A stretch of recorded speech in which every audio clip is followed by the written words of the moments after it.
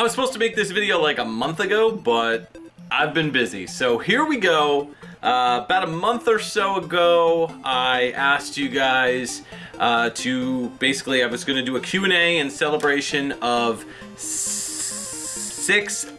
I was like processing the number in my head, like, wait, how many was it again? 6,000 subscribers and 10 years on YouTube.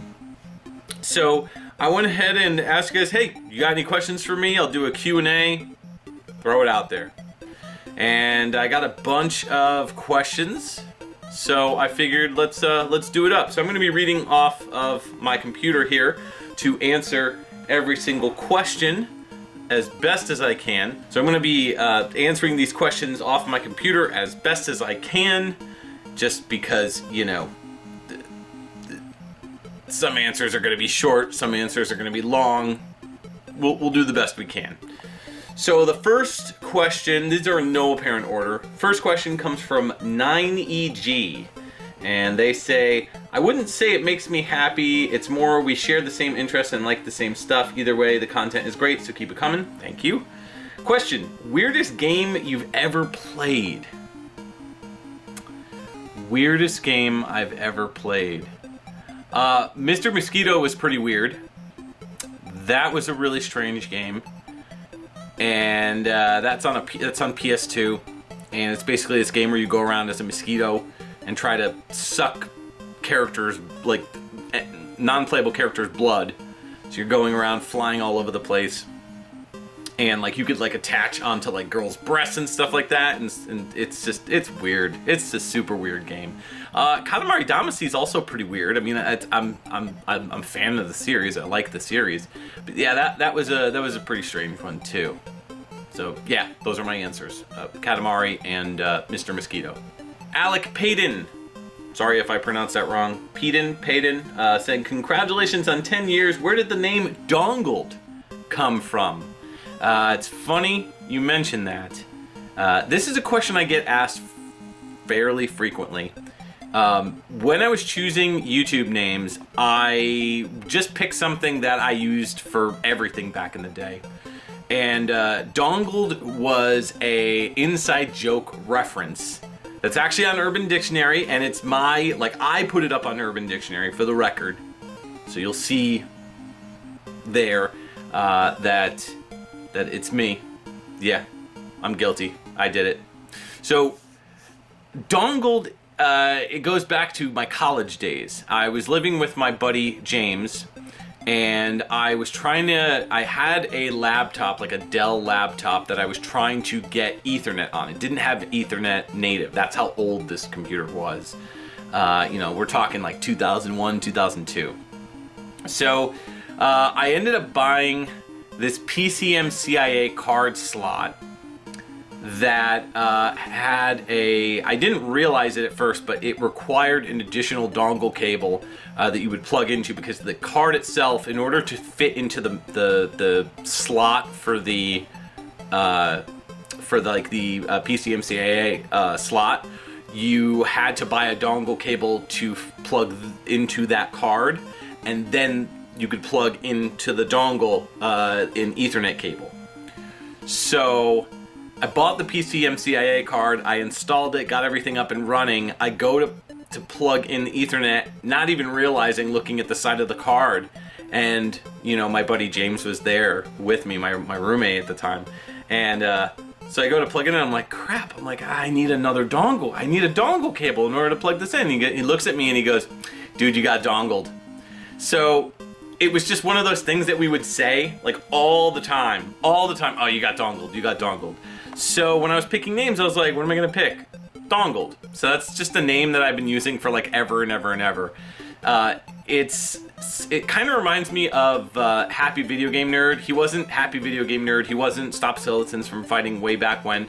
He was Low Fat Jello, like LOPHAT Jello. And I always thought it was IO Fat Jello, because the L it looked like an I, like an uppercase I. I didn't put two and two together. So when I was making a channel, I was like, okay, well, you know, I was inspired, of course, my whole show for Dude You Haven't Played This Game is inspired by three people. Happy Video Game Nerd, like back in the day, 16-Bit Gems, featuring Rue from Clan of the Grey Wolf, and I'd say like a mix of AVGN and like a little bit of Pat the NES Punk back when he was good and he did like reviews and stuff like that. Like way back in the day, his first early super cringe stuff. So that, all those four combined are like the biggest influences for Dude You Haven't Played This Game. So, you know, I wanted to kind of echo, you know, Happy Video Game Nerd. So I was like, oh, I'll just throw up something that is like a personal inside joke, which I'm assuming that Low Fat Jello is an inside joke for him too, but who knows. I'll have to ask him that next time I see him, or next time I ever talk to him at a convention or something. Oh, wow, this person asked me a ton of questions, so we'll try to get through them as quick as we can. This is Humorous Erectus, saying, congrats on the 10-year milestone. I found this channel back in the day. I'm just going to skip forward here. Quick question, of the two versions of Lunar Eternal Blue, Sega CD and PlayStation Remaster, which one do you like best? Sega CD had the different galleon sprites.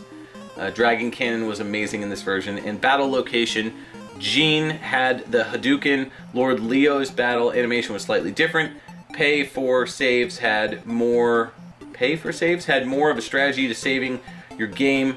The epilogue seemed longer, or the remake with a lot more fine-tuning and focus overall. Great question.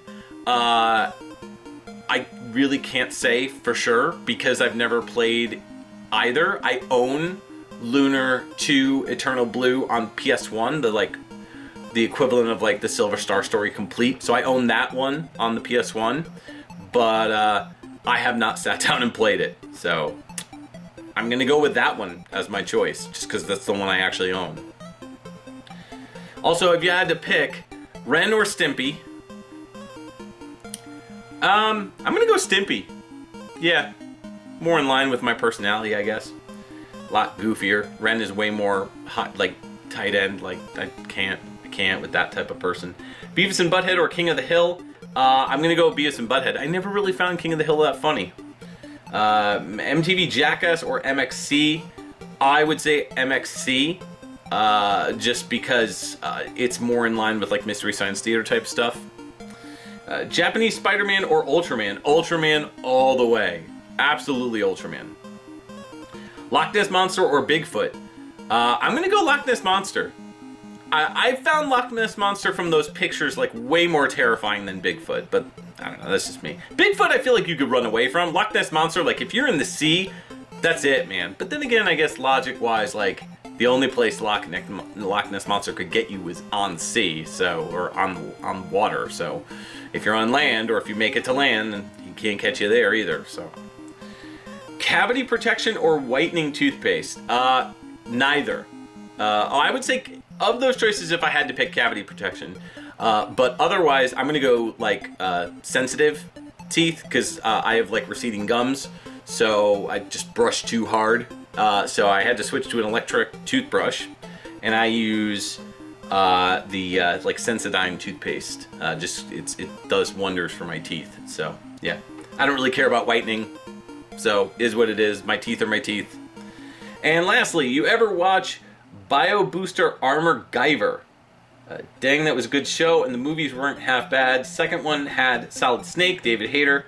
Let's see. That show Guyver, I think. There were 2 movies or something like that. One I think had Mark Hamill. I have not watched either, so I couldn't tell you. But thanks for the questions.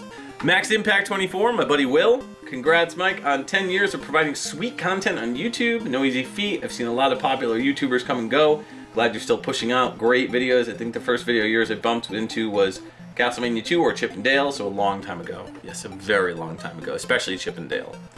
Here's my question for you. Aside from your first handful of videos you made, what's one you wanted to go back and redo? Well, I've already redone a few. I've redone Metroid, and I've redone Scion X, and I just fairly recently, redid Castlevania Bloodlines. If I had to pick another, that's tough. It would definitely be something from the first season, I think. I'm gonna go... maybe the NES Batman or Journey into Silius, I think. Probably Journey into Silius. Yeah. Yeah. Oh, actually, no. I scratched that. Ninja Gaiden Shadow.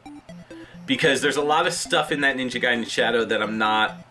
there's like a really bad and if you think about it now, like kind of, you know, borderline racist Asian accent, where I'm like doing like the Japanese stereotypical like kind of accent, not like English or anything if I recall, but I remember doing that one and you know, at the time it was whatever, you know what I mean, but like looking back on it now, I probably wouldn't do that, or I'd do something different, or you know, I just would probably scrap the whole idea. In retrospect, it really wasn't that great of an episode. So I would totally redo Ninja Gaiden Shadow for the Game Boy. Next question comes to us from my buddy Pragmatic. He said, congrats, man, 6K is definitely an achievement. You make quality stuff. I'm definitely on of the later tag-ons, but it's been great to see what you put out and even to work with you. Yeah, that's right. Pragmatic and I did a review for Nightshade on the PS2 on his channel, so I'll pop a link down below. Go check that out. Question, was there a video that came out just the way you wanted it to, like one that matched your artistic vision? That's a good question. I'm gonna say the Metal Gear Snake's Revenge episode was exactly what I envisioned that review to be. The Simon's Quest review, certainly, and the Castlevania Bloodlines re-review, the one that I did this past October. Exactly what I envisioned it to be. I will say some of the green screen on the Bloodlines, if I had more time now, like on that to like fix it up and tighten it up and maybe redo it, I would, because a lot of the shots, like the colors are off and there's some you know, nitpicky kind of green screen details in there that I wish I had better lighting for. But yeah, no, I would say that those three are probably in line with exactly how I wanted. I'd say the Haunting Ground review as well.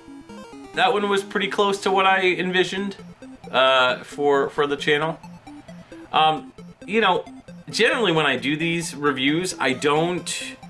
like, I have an idea of what I want to do, and I usually know, like, way ahead of time, but there's always stuff that I come up with, like, while I'm editing, or, like, little jokes. Those are my questions. Thanks so much for those who asked questions, and thanks for everybody who shouted out and said thank you for 6,000 subs in 10 years on YouTube.